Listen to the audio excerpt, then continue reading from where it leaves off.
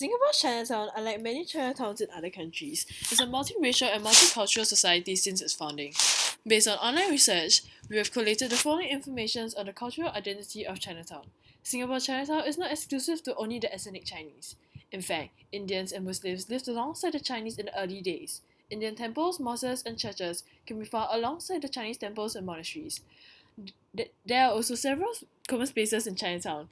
These common spaces include common coffee shops, People's Park shopping centre, Chinatown complex, and chess areas.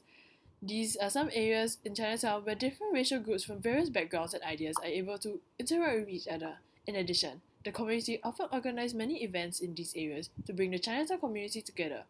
Designated chess areas also suggest interaction among the people, mostly old folks. These interactions are essential for the people to acknowledge themselves as members of the community, to compromise with one another, as well as create a common identity and cultivating a sense of belonging amongst themselves in Chinatown. Based on online research, we have collated the following information on the cultural identity of Chinatown. There are also various architectures that shows the connections between different races and religions, which allow others to acquire more knowledge on other cultures. These architectures include different religious temples built in Chinatown, like the Sri Mariamman Temple for the Hindus, Al-Abrar Mosque for the Muslims, and Tian Hock Keng Temple for the Taoists. This peaceful coexistence of the different places of worship in the same area reflects the racial and religious harmony in Singapore. This bond amongst the various ethnicities is vital because we are a multicultural society. By coexisting harmoniously, we prevent race riots and racial tensions. During major Chinese festivals such as Chinese New Year and Mooncake Festival, Indian temples put out large greeting banners as a way of sending their best wishes for the Chinese community. On the other hand, the festivals carried out in the mosques and Indian temples are frequently attended by the Chinese community.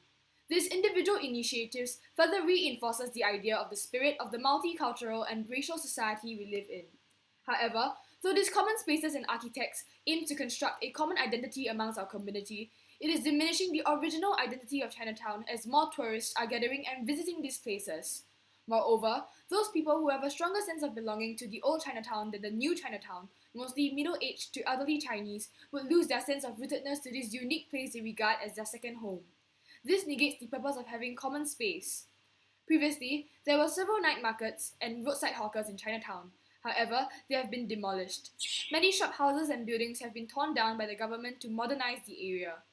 The removal of these places caused the loss of an important heritage of Chinatown as they brought lively atmosphere to the people living in Chinatown. For instance, the hawkers would stand all day in the streets selling different items but never resort to beg for money. The hawkers are hence part of the living heritage of Chinatown as their way of life carried on for generations was an expression of what many perceived as the Chinatown spirit, the desire to be independent, though one's hard work and daily struggle, without owing anybody anything else, despite the hardships. These changes would affect how people perceived Chinatown to be up to 1983, all of which diluted the cultural identity in Chinatown.